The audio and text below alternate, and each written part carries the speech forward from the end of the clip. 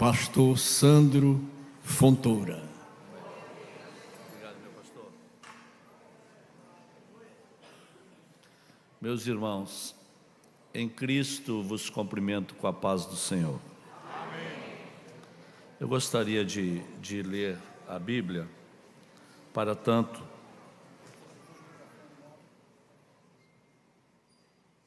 eu estou sujeito à ordem da casa, tá bom? Livro do Gênesis, livro do Gênesis, capítulo de número 48.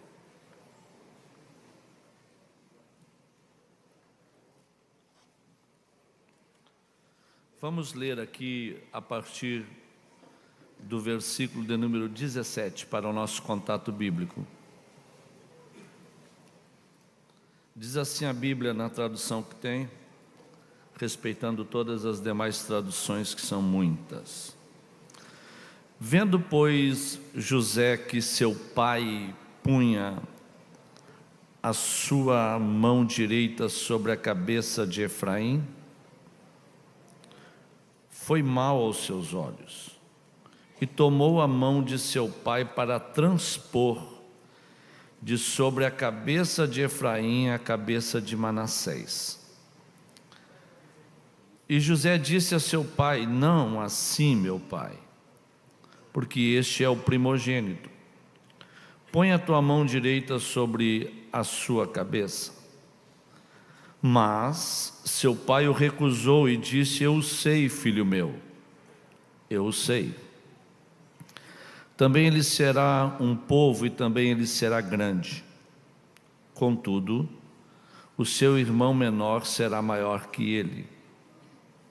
E a sua semente será uma multidão de nações.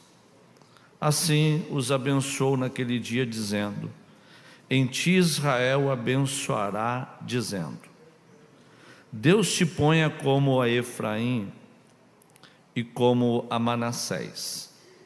E pôs a Efraim diante de Manassés. Depois disse Israel a José: eis que eu morro, mas Deus será convosco e vos fará tornar a terra de vossos pais. E eu te tenho dado a ti um pedaço de terra, mais que a teus irmãos, o qual tomei com a minha espada e com meu arco da mão dos amorreus. Ainda aqui nesse capítulo de número 49 deste mesmo livro, o versículo de número 22 diz assim: José é um ramo frutífero junto à fonte. Seus ramos correm sobre o muro. Versículo de número 25, para concluir a nossa leitura, diz assim a Bíblia: pelo Deus de teu pai, o qual te ajudará, e pelo Todo-Poderoso, o qual te abençoará, com bênçãos dos céus lá de cima, com bênçãos do abismo que está debaixo, com bênçãos dos peitos e da madre. Amém, queridos? Queira estar assentados, por gentileza. Satisfação poder estar nessa oportunidade pela primeira vez aqui na Assembleia de Deus de Campina Grande, na Paraíba, João Pessoa, perdão, para celebrar esse momento único, nosso pastor presidente, pastor José Carlos de Lima, e também louvando a Deus por tudo que Deus tem feito através desta igreja, sob a liderança desse homem de Deus, com todos os obreiros, ministério, departamentos que caminham juntos, envolvidos e comprometidos com o reino de Deus. Eu venho do estado do Rio Grande do Sul. Lá nós estamos enfrentando uma frente fria, muito fria, e estamos em pleno inverno, e muitos sinais que a natureza lá vem nos dando ao longo dos anos. Passamos pela tragédia das enchentes e agora nós estamos em alerta pela Defesa Civil já há uma semana, por tudo que anuncia o que pode ainda acontecer dentro do nosso estado. O Rio Grande do Sul, ele é o estado menos evangelizado hoje do Brasil. Nós temos 497 municípios. Dos 497 municípios que nós temos, a igreja não tem 400 mil crentes no nosso estado. Nós temos na capital do nosso estado hoje, depois do período da tragédia da enchente, mais de 8 mil pessoas morando em situação de rua. Dentro do estado do Rio Grande do Sul hoje são mais de 22 mil pessoas morando em situação de rua. Eu abri uma igreja debaixo de um viaduto da Conceição, na capital, em Porto Alegre, de mendigos e moradores de rua. Realizei, esse ano que passou, o primeiro congresso de missões do Brasil para moradores de rua. E em 11 meses de trabalho, nós tiramos 284 pessoas das ruas e mais de 440 pessoas nós devolvemos às suas famílias, ao convívio social, ao ambiente da liberdade e da libertação. Para quem não conhece, para quem está distante, o estado do Rio Grande do Sul está sendo aprovado, a Câmara de Vereadores aprovou que Porto Alegre será a capital dos umbandistas no Brasil. Nós temos, são dados do G1, no nosso estado inaugurou um templo para Lúcifer, na cidade de Gravataí. E queiram pasmar, em poucos meses de esse templo inaugurado para Lúcifer, em poucos meses, ele conta com mais de 300 membros. Em poucos meses. Inaugurou agora, esse mês que passou, mais uma igreja satânica em Porto Alegre. No estado do Rio Grande do Sul, são dados do G1, tem 71.168 terreiras de umbanda, de quimbanda e candomblé registradas. Somando com as clandestinas, chega a mais de 120 mil terreiras de umbanda, quimbanda e candomblé. Eu tenho que usar a linguagem dos meus irmãos afrodescendentes, porque senão eu corro o risco de chegar lá no meu estado e já estar sendo processado por intolerância religiosa. Dos meus irmãos afrodescendentes. Na contrapartida, as maiores tragédias naturais do Brasil, parece que tudo parte do nosso estado. A maior tragédia envolvendo a América Latina nos últimos 100 anos foi a tragédia das enchentes.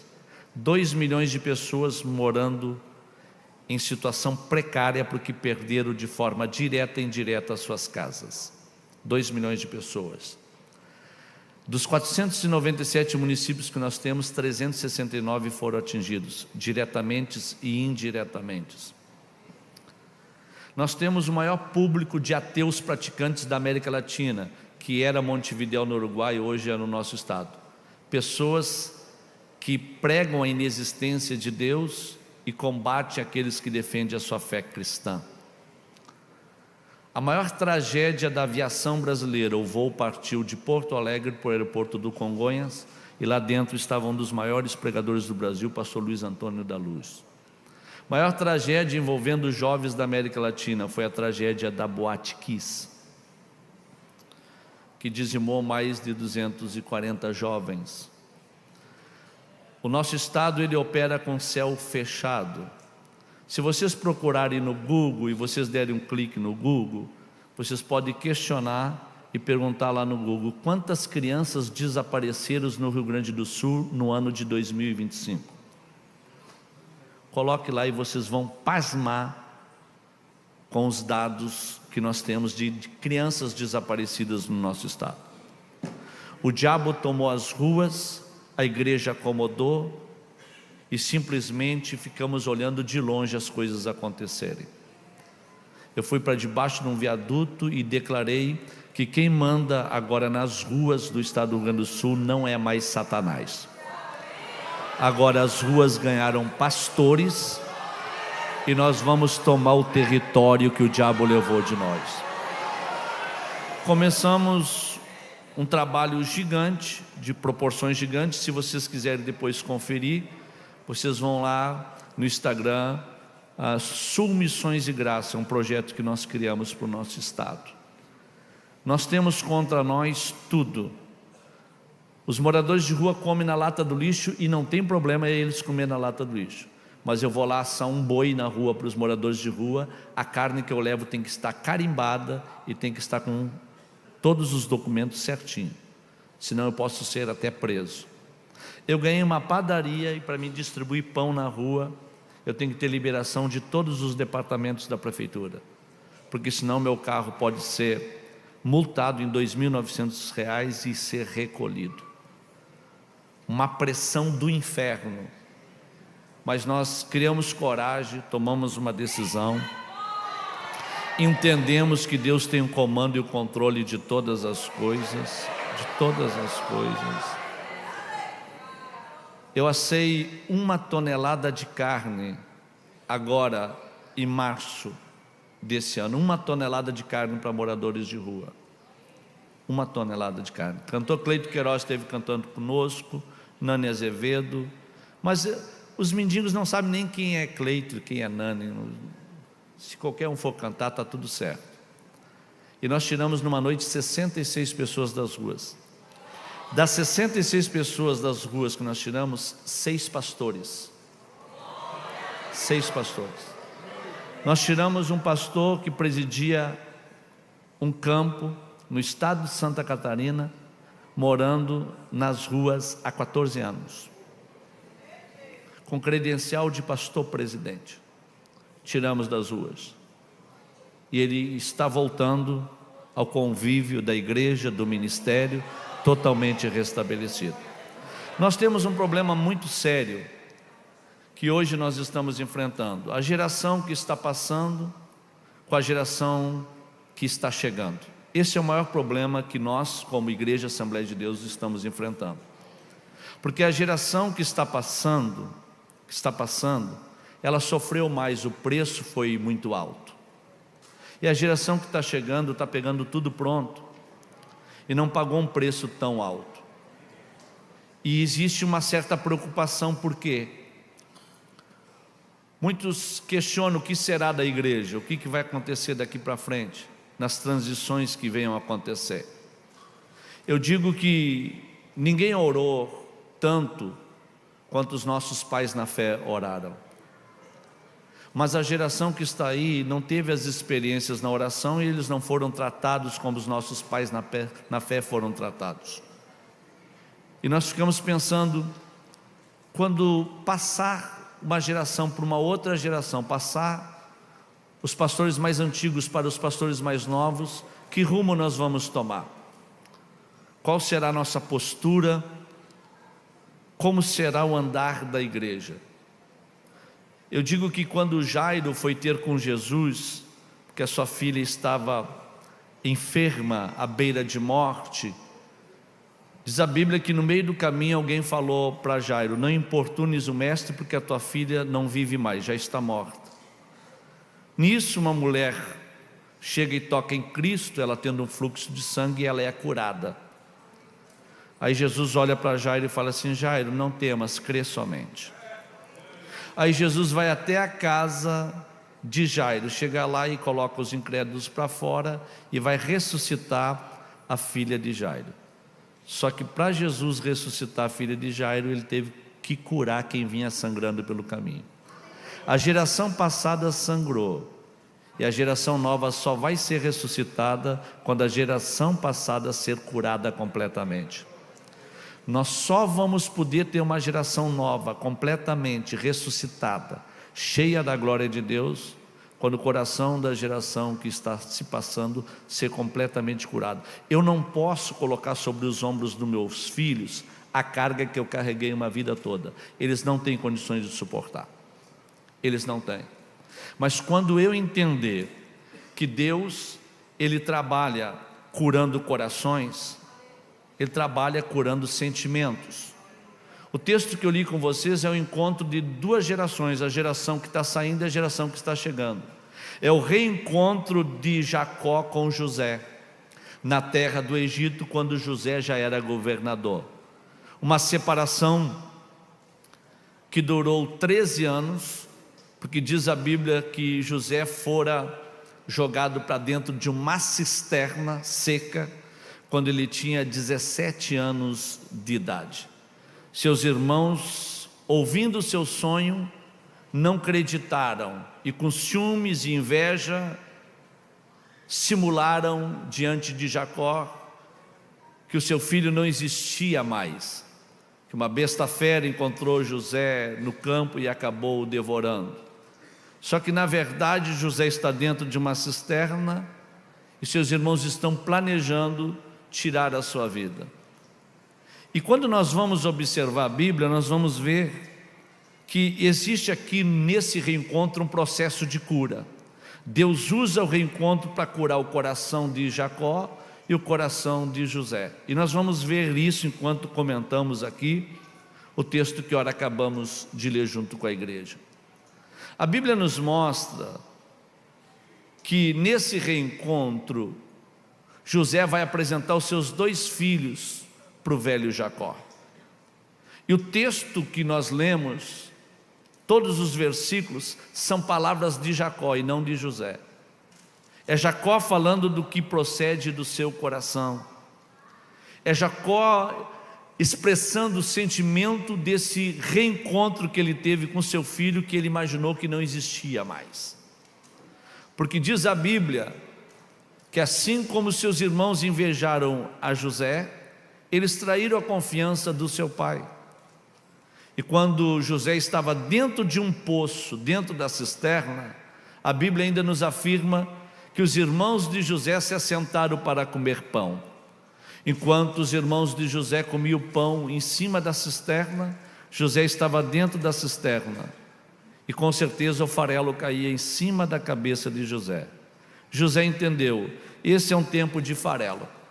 Eu vou passar pelo tempo do farelo, sem murmurar. E eu vou cumprir com a minha missão e o meu propósito. Quem passa pelo tempo do farelo sem murmurar, aceitando o propósito e a missão que vem de Deus, não vai terminar no farelo. Deus um dia o conduzirá a um tempo de pão. 13 anos iria se passar. José iria virar governador da terra do Egito. E quem jogou farelo na cabeça dele, lá na cisterna, agora está na terra de Canaã vivendo um tempo de farelo. Aí José para de pé na terra do Egito e fala: pode vir comer pão, traga os meus parentes, meus amigos, tragam meu pai, porque eu passei pelo tempo do farelo sem murmurar, Deus me trouxe a um tempo de pão. A Bíblia nos mostra que quando José está dentro de uma cisterna, quem cai dentro de um poço não tem poder para olhar para frente, nem para trás, nem para a direita e nem para a esquerda, porque quem cai dentro de um poço tem uma das visões mais privilegiadas que um ser humano pode ter. Quem cai dentro de um poço não pode olhar para frente, nem para trás, nem para a direita e nem para a esquerda, só pode olhar para cima. José estava dentro do poço olhando para cima e ele via o céu aberto sobre a sua cabeça. E ele entendia perfeitamente que o tempo pertencia a Deus. Eu penso comigo, Deus quis criar um problema para José, colocou um sonho na vida dele. Quando Deus quis solucionar o problema de José, Deus colocou um sonho em Faraó. Deus cria um problema por um sonho e usa um sonho para solucionar um problema. Porque Deus, Ele é dono de tudo. Ele controla todas as coisas no céu, debaixo da terra. Eu já fui várias vezes ao território de Israel. Eu levo caravanas para Israel há 17 anos. Eu conheço muito bem o território do Egito. Conheço muito bem o território do delta do Nilo. Conheço muito bem, desde as pirâmides até o deserto, toda a trajetória da nação de Israel em meio ao deserto. Desde Mênfis, desde a terra de Goze, onde hoje é a atual terra de Tisna. E existem passagens na Bíblia como Mênfis, a cidade de Mênfis, 9 passagens na Bíblia que afirmam dos fatos e acontecimentos que aconteceram em Mênfis, e tu não vê pregador algum falar sobre Mênfis. Por lá passou José, por lá passou Abraão, por lá passou Moisés, por lá passou Jacó. E a história de José, ela é uma representatividade da própria pessoa do Senhor Jesus Cristo. Não existe ninguém no Antigo Testamento tão próximo de Jesus, uma figura tão parecida com Cristo como José. Esqueçam Salomão, esqueçam o próprio rei Davi, que nós usamos como uma figura de linguagem para compará-los a Cristo. José, quando nós vamos observar toda a biografia de José, nós vamos ver que ele é a semelhança de Cristo. E eu afirmo isso usando recursos bíblicos com vocês. Por exemplo, José, ele foi invejado pelos seus irmãos, sim ou não? Jesus foi invejado pelos escribas, fariseus e doutores da lei, sim ou não? José foi traído, sim ou não? Jesus foi traído, sim ou não? José foi vendido, sim ou não? Jesus foi vendido, sim ou não? José foi tentado na casa de Potifar, sim ou não? Jesus foi tentado no deserto, sim ou não? José venceu a tentação, sim ou não? Jesus venceu a tentação, sim ou não? José teve preso entre 2 homens, sim ou não? Jesus teve preso entre 2 homens na cruz do Calvário, sim ou não? Com José um homem se deu bem, o outro se deu mal, sim ou não? Com Jesus um homem se deu bem, o outro se deu mal, sim ou não? Com José ele deu pão para aqueles que lhe traíram na terra do Egito, sim ou não? Jesus deu pão para o traidor na última Santa Ceia, sim ou não? José liberou perdão para aqueles que mal lhe fizeram, sim ou não? Jesus liberou perdão para aqueles que mal lhe fizeram, sim ou não? José chegou ao governo da terra do Egito, sim ou não?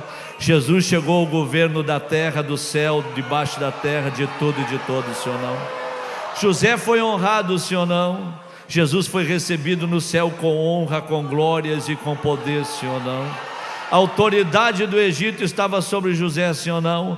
A autoridade do céu, da terra, do inferno está na palma da mão de Jesus, sim ou não? Ok. Agora observem bem, quando José ele é tirado da cisterna, ele é vendido para a terra do Egito. E crê comigo que ele fora levado para a cidade de Mênfis para ser vendido como escravo. O historiador Eusébio afirma que qualquer escravo que ficasse mais do que 7 dias numa praça e não fosse vendido como escravo, ele poderia ser morto, porque ele não tinha boas características para ser um bom escravo. José sabia disso. Ele ficou na praça em oração. Por lá passou a mulher de Potifar e fez Potifar comprar o escravo, dizendo que precisava de um mordomo dentro da casa dela.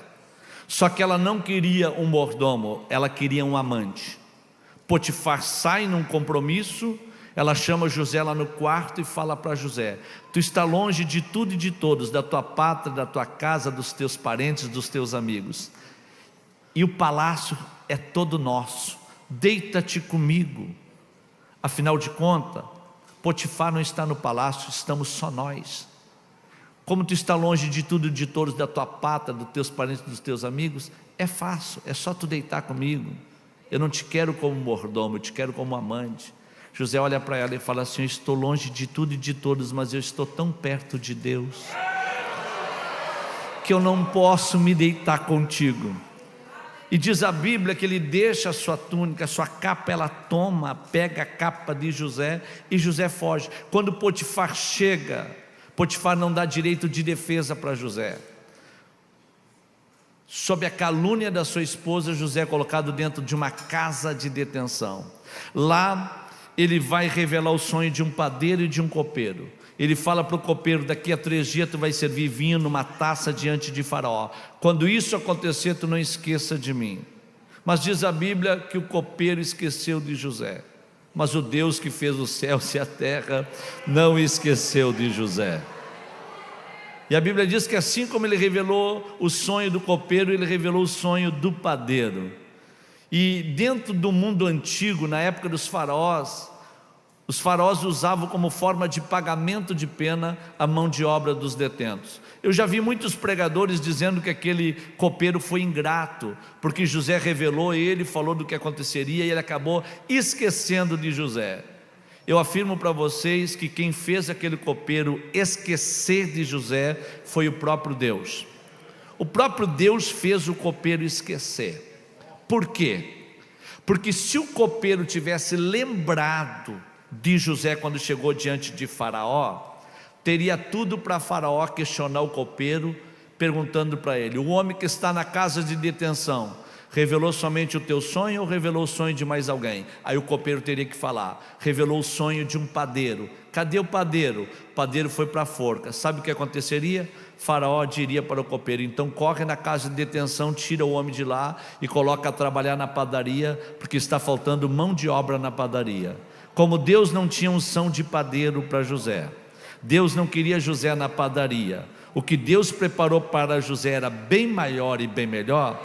Deus fez o copeiro esquecer, porque não é no tempo do homem, é no tempo de Deus. Não é na tua hora, é na hora do Senhor. Não é quando tu quer, é quando Ele quer. Não é na hora que tu deseja, é na hora que Ele deseja. E observando a Bíblia, nós vamos ficar encantados. Por quê?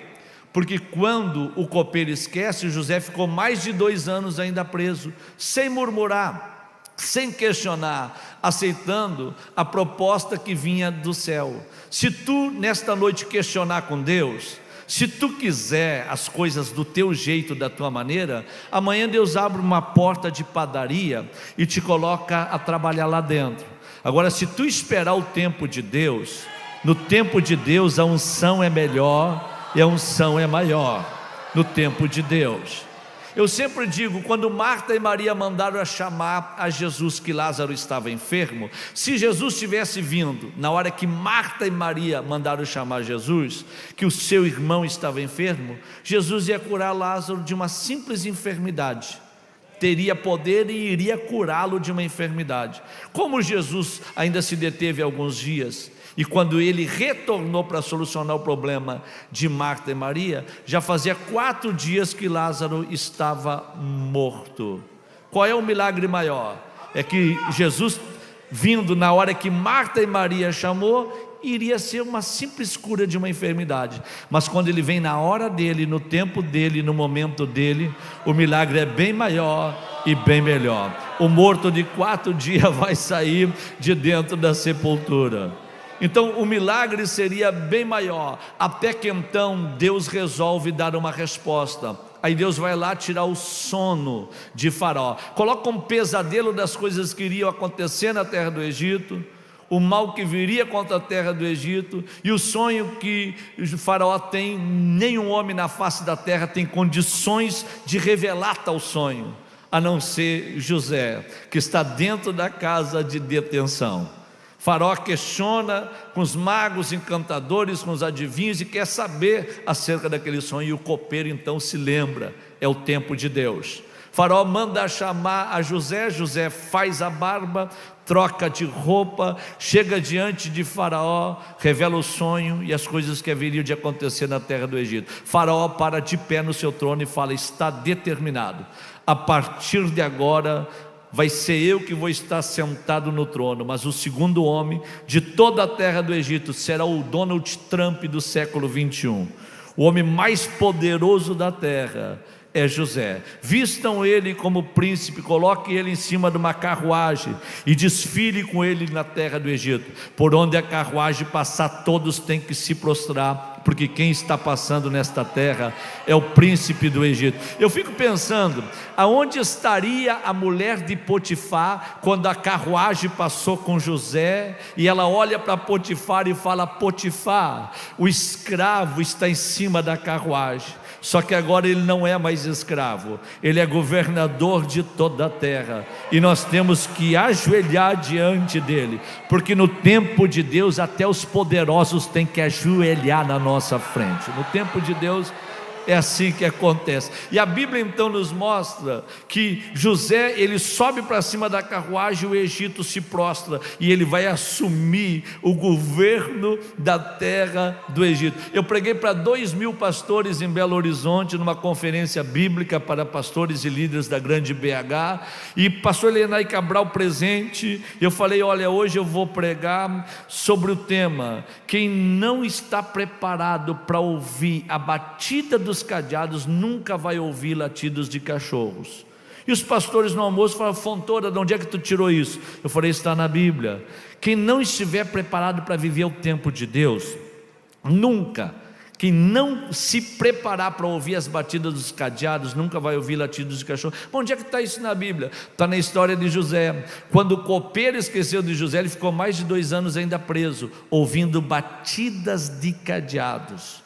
Quem não está preparado para ouvir as batidas de cadeados e viver o tempo de Deus, nunca vai ouvir latidos de cachorro. Mas onde é que estão os latidos de cachorro? Quando o faraó mandou colocar José em cima da carruagem e desfilar com ele na terra do Egito, eu pergunto para vocês: quando é que carroça passa na rua da tua casa que os cachorros não latem? Fala a verdade. Se a carroça passar nas ruas da nossa casa, a cachorrada vai latir. Quando chega o tempo de Deus para nós, e Deus coloca a época dos cadeados para trás, a cachorrada vai começar a latir, porque Deus vai nos colocar em cima de uma carruagem e vai desfilar com nós na terra. Só que tem um porém: você não deve descer da tua carruagem, não. Você tem que ficar em cima da carruagem. Tem muito cachorro que está latindo, tem muito cachorro que late com vontade, querendo que tu desça da tua carruagem, mas quem te colocou lá foi Deus. Chegou o tempo de Deus, chegou a hora de Deus. Permaneça em cima desta carruagem. Queridos, eu sou um ex-dependente de droga, certo? Eu aceitei a Jesus dentro de um hospício. Eu fiquei internado quase 1 ano como doido dentro de um manicômio. Deus usou um louco para falar comigo. O louco está até hoje lá dentro do hospício. Eu estou aqui pregando para vocês. Já preguei em 33 países do mundo, já abri frente missionária em 13 países, sozinho, como missionário, vivendo a grandeza de Deus. E na cidade onde eu fui internado como doido, eu fui pastor da maior igreja da cidade por 11 anos, porque tem um Deus no céu que opera milagres na terra.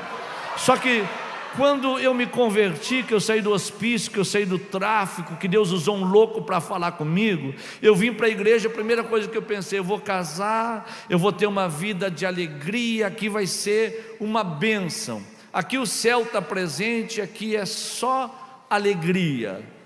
Primeira oportunidade que eu tive para trazer uma palavra na igreja, com 3 meses de crente, quando eu dei um testemunho e preguei, eu olhei para o pastor e falei assim: pastor, o que o senhor achou? Ele passou a mão na minha cabeça e falou assim: tu não deixa de tomar os teus comprimidos, tu grita muito. Aí a minha mãe era macumbeira, certo? E eu falei para o pastor: arruma uns obreiros para orar comigo, que tinha um monte a 3 quilômetros da cidade, lá o povo se reunia para orar. Arruma eles para orar comigo, porque a minha mãe é macumbeira e eu quero ver ela na igreja. Aí o pastor disse: não, pode deixar que eu vou arrumar alguém para ir orar contigo. Eu fiz 70 dias de oração no monte, fora da cidade, sozinho, nunca apareceu nenhum obreiro. Depois eu fiquei sabendo que na reunião de obreiro, o pastor falou para os obreiros: o maluco é ex-dependente de drogas, saiu do hospício e quer amigos para orar com ele no meio do mato à noite. Então ninguém vai, porque lá ele se endemonia, pega um pedaço de pau, vai matar uma meia dúzia. Então ninguém vai com ele, tá bom? Então eu tive que ficar 70 dias orando no monte a 3 quilômetros fora da cidade. E naquela época tinha a Rádio Marumbi, eu levava um rádio, levava a Bíblia para orar, para buscar Deus. Eu falei para a cantora Mara Lima numa oportunidade no Mato Grosso, eu disse: olha, quando a Marumbi estava limpinha e tu entrava cantando, era o culto do renovo. Eu vinha para minha casa tardinha, às vezes embarrado porque chovia, e a minha mãe falava para os parentes: ele saiu limpinho de casa e está voltando todo sujo, embarrado. Como eu saí do hospício, eles tinham medo que eu me matasse. Mandaram um parente de longe me seguindo para ver o que eu fazia no mato. E naquele dia a Marumbi estava clarinha, Mateusiense pregando, Takayama pregando, Mara Lima cantando, e eu pulava, saltava, virava cambalhota e tal. E o parente no meio do mato olhando, voltou para casa e falou assim: olha, tem que atar e levar de volta para o hospício mesmo, porque o que ele faz sozinho é coisa de doido. Ele é maluco de tudo, ele é doido de tudo. Se não é um irmão da igreja batista passar lá na minha casa e falar assim: olha, ele não está doido, ele está vivendo um primeiro amor em excelência. O que Deus está fazendo na vida dele é coisa extraordinária. E eu sonhava que eu estava viajando por cima de geleiras, por oceanos, por rios, mangues e garapés. Sonhava. Eu abri a primeira igreja da história do cristianismo em Galápagos, de segmento pentecostal, onde está a estação científica de Charles Darwin, onde nasceu a teoria da evolução. Há 21 anos atrás, abri essa igreja lá em Galápagos, num desafio missionário extraordinário. E quando eu estava no meio do Oceano Pacífico, eu liguei para a família e falei assim: olha, sobrevoei oceanos, florestas, matas, Deus está fazendo coisas extraordinárias. E um parente falou assim: mas vem cá, tu lembra que tu falava que tu sonhava, que voava sobre as montanhas de gelo? Eu falei: é verdade. Já sobrevoou sobre montanhas de gelo? Eu falei assim: não, ainda não. Eu saí da ilha de Santa Cruz, a 1.300 quilômetros da costa de Guayaquil, no país do Equador, para dentro do oceano. Vim da ilha de Santa Cruz para Guayaquil, de Guayaquil vim para Lima, no Peru. Peguei um voo da Ibéria. Quando entramos numa rota de cruzeiro com 35 minutos de voo, o piloto da Ibéria fala assim: senhores passageiros, a empresa irá oferecer uma das visões mais lindas da América Latina para todos aqueles que estão na aeronave, em especial aqueles que estão à direita da aeronave, justamente onde eu estava. Nós vamos perder altitude, passaremos por uma leve e momentânea turbulência, e vocês terão essa visão. Quando o avião perde a altitude, passa pelas nuvens, pela leve e momentânea turbulência, aparece a Cordilheira dos Andes, as montanhas de gelo, o sol batendo de cima, numa cor rosada, e o Espírito de Deus entra dentro da aeronave. Quando chega o meu tempo, o milagre é maior e o milagre é mais extraordinário. Quem fez ele descer essa aeronave fui eu, porque todo o poder ainda está na palma das minhas mãos. Quando José virou governador da terra do Egito, a nação de Israel passou a nascer. Ele traz 70 parentes da terra de Gósen, ou seja, de Canaã, e hospeda na terra de Gósen. Quando José se reencontra com seus irmãos, ele libera o maior símbolo de perdão do Antigo Testamento, porque quando ele fala: eu sou o vosso irmão José que vocês venderam para essa terra, eles pasmaram temendo pela sua própria vida, e José então cura eles. José, ele não canta aquela canção: quem me viu passar na prova e não me ajudou, quando me veio na bênção vou colocar o pé no pescoço, nada disso, não. José, ele simplesmente, quando viu seus irmãos pasmado, vendo que ele era o governador daquela terra, José cura o coração dos seus irmãos, dizendo: não temam, meu pai Jacó está vivo, vocês não precisam temer. Deus ama tanto vocês, que ele, prevendo a fome que viria contra a terra de Canaã, ele resolveu me mandar na frente, porque ele é apaixonado por vocês e pela casa do meu pai. O maior símbolo de perdão do Antigo Testamento. E ele manda chamar a Jacó e fala: se meu pai está vivo, vão trazer ele. Quando Jacó chega naquela terra e reencontra com José, Deus vai curar duas gerações, a geração que passou e a geração que está chegando. Diz a Bíblia que depois de Jacó abençoar a Faraó, José leva ele até o palácio e fala: meu pai, senta aqui, eu vou dentro do palácio, eu vou trazer as minhas duas heranças, meu maior patrimônio que eu conquistei nesta terra. E ele, entrando dentro do palácio, ele pega o Manassés na sua mão esquerda, para colocar sobre a mão direita de Jacó, que está sentado. Pega o Efraim, seu segundo filho, na sua mão direita, para colocar sobre a mão esquerda de Jacó, que está sentado. Jacó então olha na direção de José, e José diz para o seu pai Jacó: meu pai, agora queira abençoar a minha herança, abençoa os meus filhos que Deus me deu nessa terra. Estenda as tuas mãos, e na unção patriarcal abençoa eles.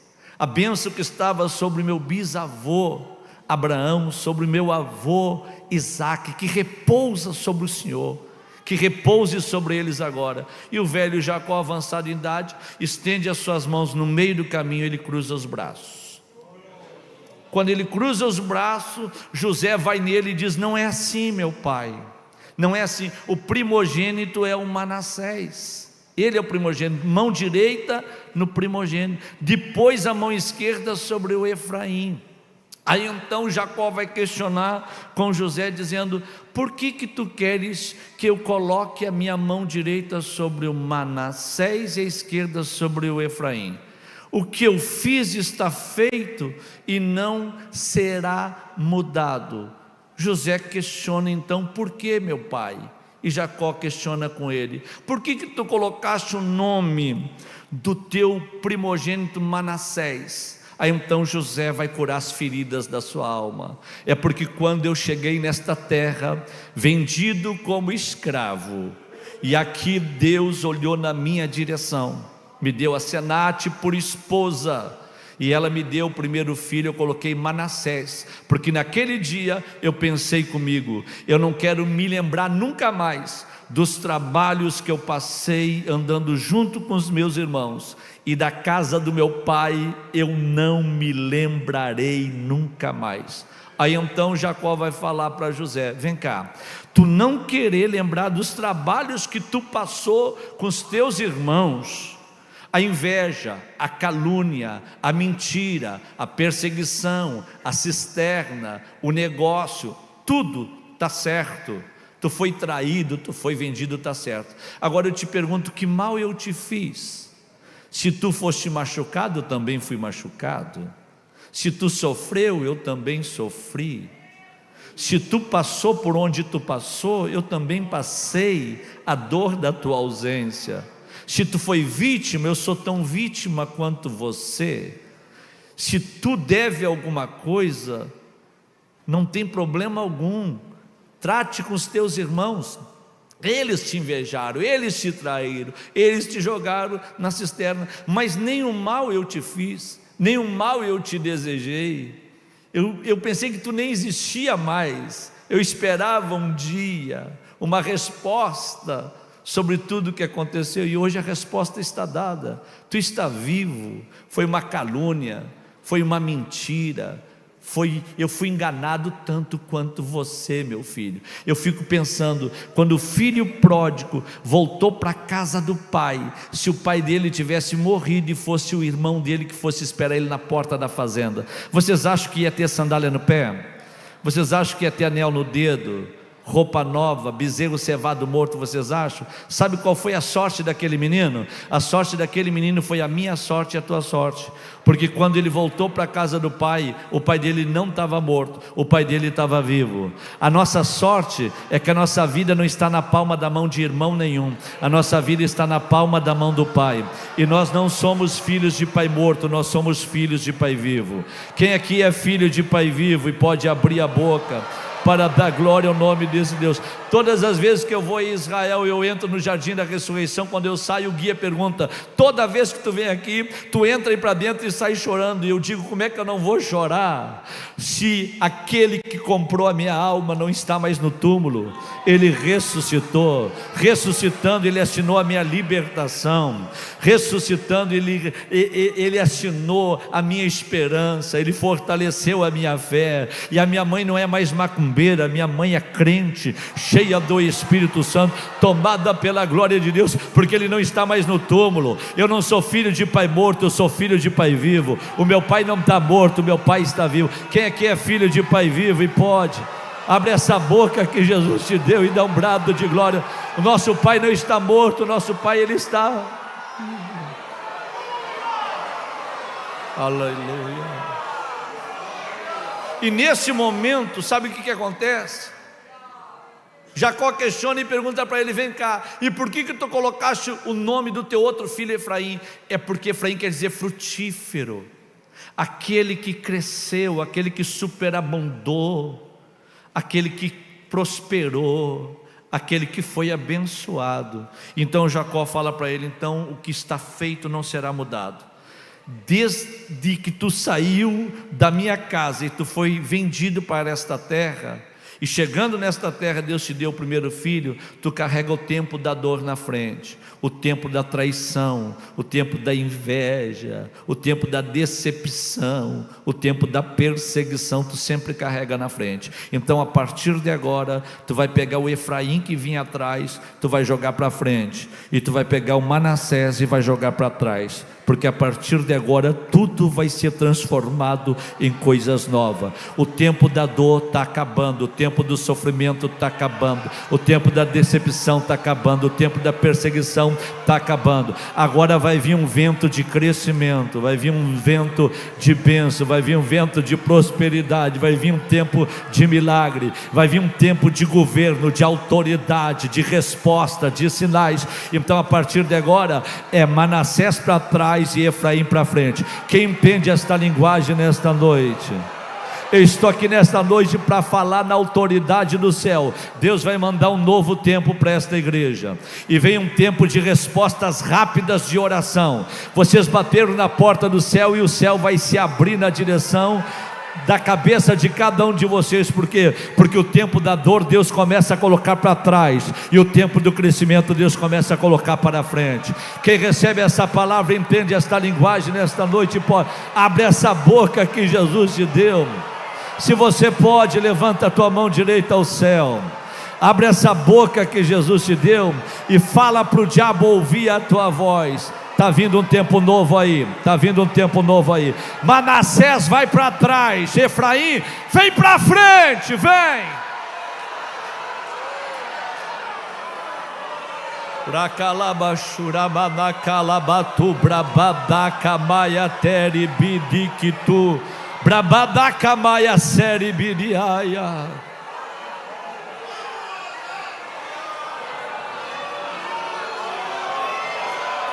Glória, glória, glória. Tem crente aqui que se der glória a Deus, sai telha de aranha da garganta, sai poeira da garganta. Há muito tempo não abre a boca para dar glória a Deus com vontade, mas nesta noite Deus está mudando a história. É Manassés para trás e Efraim para frente. Teca manachura manacá e anda lá matéria. Pega o teu Manassés e joga para trás, puxa o teu Efraim para frente. Concluindo a minha fala para nós encerrarmos, Jacó, ele é incisivo, é um momento de cura. As gerações estão sendo curadas, a que está passando e a que está chegando. E Jacó fala então para José: meu filho, tu vai crescer nessa terra, as nações virão a essa terra para comer daquilo que vai sair dos teus depósitos. Só que tem um porém. Deus tem uma promessa que Ele fez para Abraão, fez para o meu filho Isaque, fez para mim, e essa promessa se estende para você e para a nação de Israel. Vocês vão crescer aqui, vocês vão prosperar aqui, vocês vão conquistar aqui. Aqui vocês vão ser escravos por 430 anos, mas vocês não vão ficar aqui. Deus tem uma terra preparada para vocês. Deus tem um lugar que Ele preparou, e até depois da tua morte teus ossos serão levados daqui, porque aqui não é o nosso lugar, aqui não será o nosso descanso, nós seremos arrancados daqui. Vem um tempo de Efraim, vem um tempo de bênção, vem um tempo de milagre, mas todas as conquistas que Deus te der, não é para que tu fique nesta terra. Tu não vai ficar nesta terra, porque a trombeta vai tocar, e tu vai ter que andar nas ruas de ouro da Nova Jerusalém. Quem é que tem uma expectativa de céu, espera o céu, almeja o céu e quer chegar ao céu a qualquer preço? Então entenda isso, nenhum tipo de crescimento pode nos deter aqui, nada pode nos parar aqui, nada, nada, nada. Eu moro num condomínio onde o vice-governador do estado mora no condomínio onde eu moro. O juiz da cidade é meu vizinho. Eu saí do hospício para morar no meio de milionários, sendo um pastor simples. Deus usou uma empresária, criou uma situação, e eu estou por lá. Comecei a fazer trabalho com os mendigos. Rede Record foi nos entrevistar, a 0 Hora começou a fazer entrevista. Eles querem saber o que eu quero na rua. Eu quero me candidatar a alguma coisa? Não. Se dependesse de mim, político nunca pregava em púlpito de igreja. Se dependesse de mim, jamais um político subia num púlpito para ficar dando sermão em igreja qualquer do planeta Terra. A resposta que eu dei para a emissora de TV: o senhor quer abrir um ministério? Não quero. Eu tenho 56 anos de idade, já fiz muitas coisas, o tempo para mim passou. Eu simplesmente quero fazer um trabalho para quê? Para arrancar das mãos do diabo o que o diabo levou e levar para o reino de Deus uma multidão de pecadores arrependidos, porque a alma do pecador tem um grande valor, Você sabe que as tragédias da enchente fechou o aeroporto de Porto Alegre por quase 7 meses. 7 meses ficou o aeroporto fechado. Pastor José Carlos, eu tenho 34 anos de fé, prego desde os 3 meses de crente. Eu nunca faltei uma agenda na minha vida, nunca. Quando o aeroporto Salgado Filho fechou, eu tinha que ir para Florianópolis pegar voo, em torno de 600 quilômetros, para eu poder entrar para dentro do avião para me atender às minhas agendas. Eu andei de Uber, eu andei de BlaBlaCar, eu andei de ônibus, eu andei de carona, eu fui de carro, quase me acidentei 2 vezes, dormindo na estrada, com uma agenda para pregar no congresso da mocidade do país da Bolívia, com o presidente da convenção, com o vice-presidente da convenção. Eu falei para minha esposa: eu estou chegando de viagem, eu já tenho que ir voltar de novo para o aeroporto de Florianópolis, não estou suportando mais. Eu poderia usar a desculpa de que o aeroporto está fechado, está operando a base aérea de Canoas e Caxias do Sul de forma limitada, eu não tenho como ir, e pronto. Mas os outros fazem a coisa errada e para eles não dá nada. Mas o dia que tu fizer, Deus te mata, porque parece que Deus cobra mais de uns do que de outros.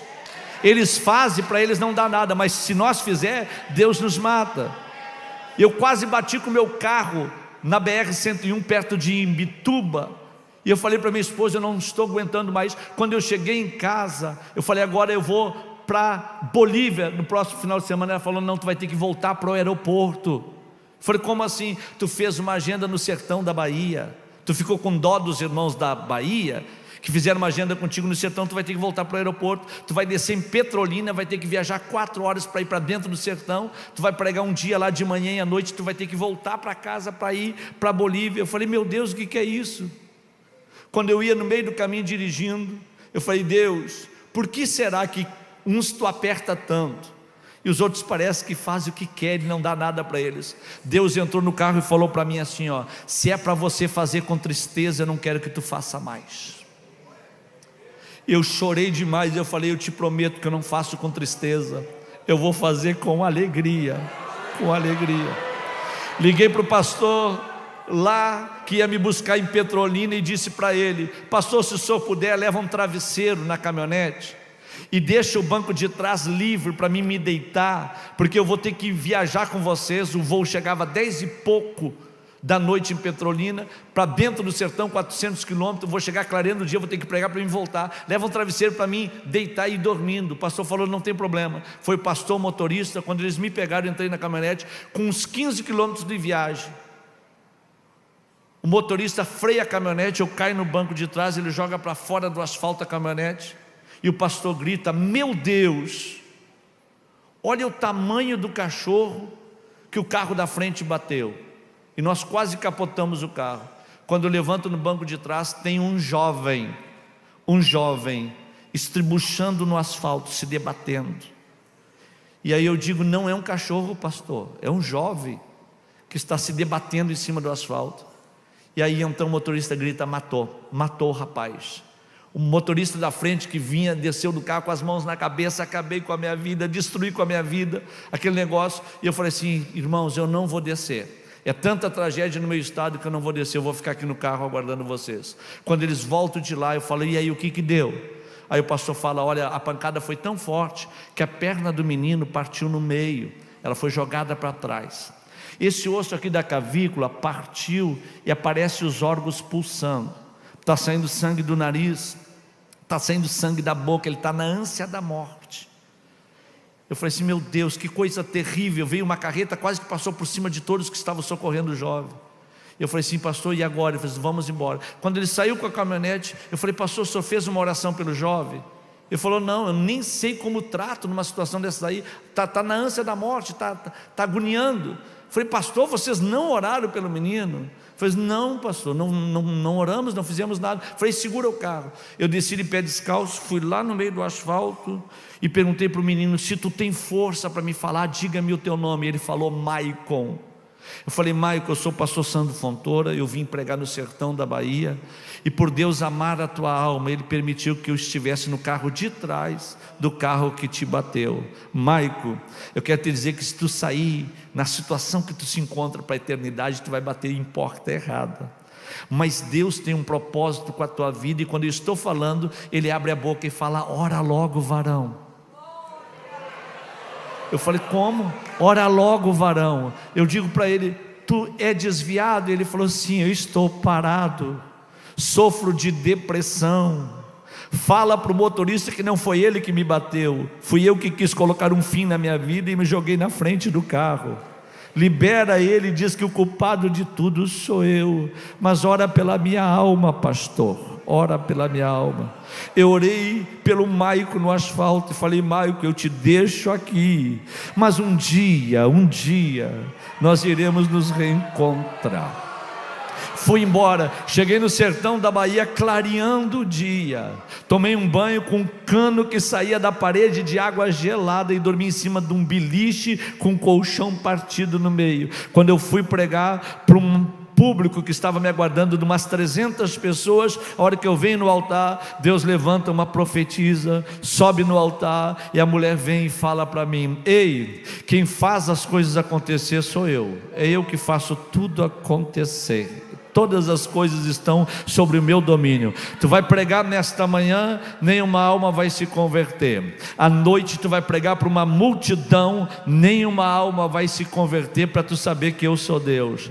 Eu te trouxe até esse estado, e eu fiz o que fiz contigo nesses dias, só por conta daquela alma de ontem à noite, porque eu ouço o clamor daquele que clama.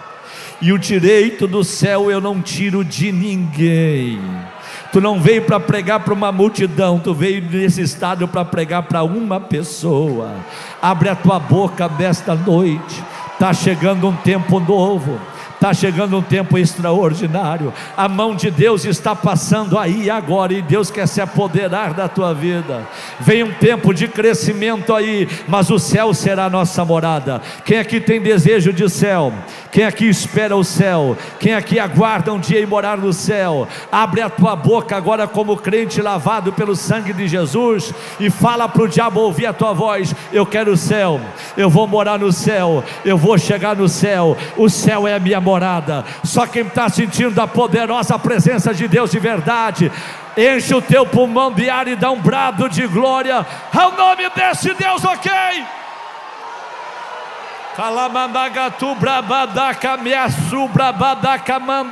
Quem aqui tem desejo de céu? Eu não prego para ir morar no céu, eu prego porque eu já sou cidadão do céu. O céu é minha morada, é a minha morada. Pode vir BMW, pode vir mansão, pode vir conta bancária, pode vir prosperidade, nada me segura nesta terra. A hora que a trombeta tocar, eu vou andar nas ruas de ouro da Nova Jerusalém. Pronto!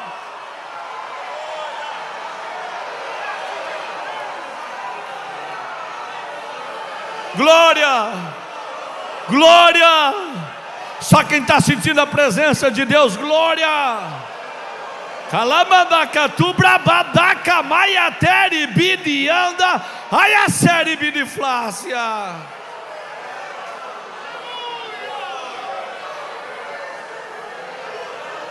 Fique de pé, eu quero orar com vocês.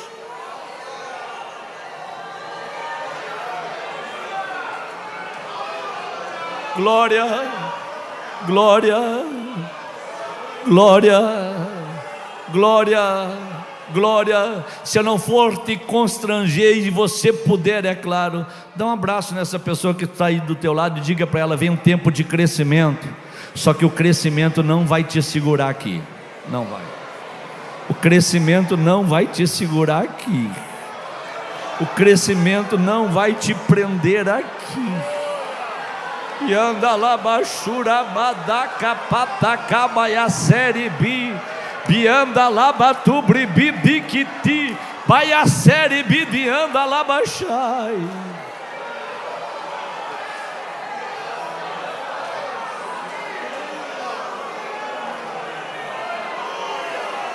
Glória, glória, glória, glória. Fique tranquilo, fique em paz. Jacó fala para José: eu fiz guerra contra os amorreus e tomei as terras deles. Para os teus irmãos eu vou dar uma parte da terra, mas para você a tua porção será maior, porque nenhum deles passou por onde tu passou, nenhum deles viveu o que tu viveu, nenhum deles experimentou o que tu experimentou. Fica tranquilo, Deus é um Deus de recompensa. Deus é um Deus de recompensa, fica tranquilo. A hora que a trombeta tocar, a recompensa virá. A recompensa virá. Feche teus olhos, eu quero orar. Sabe qual é a minha vontade aqui nesta noite? Vou revelar para vocês. A minha vontade aqui nesta noite era fazer um apelo somente. Convidar todos vocês para nós aceitar Jesus de novo.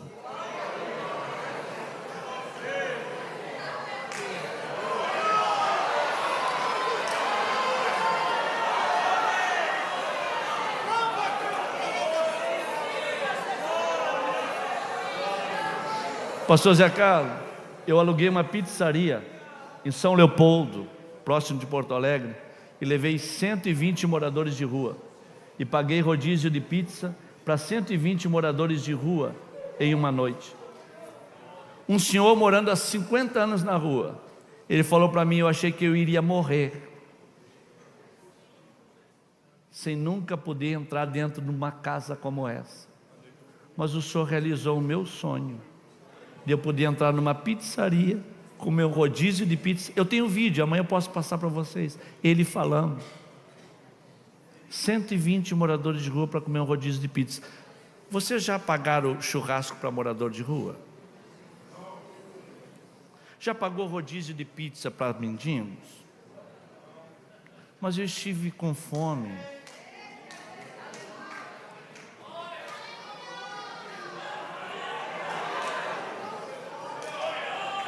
Que evangelho é esse?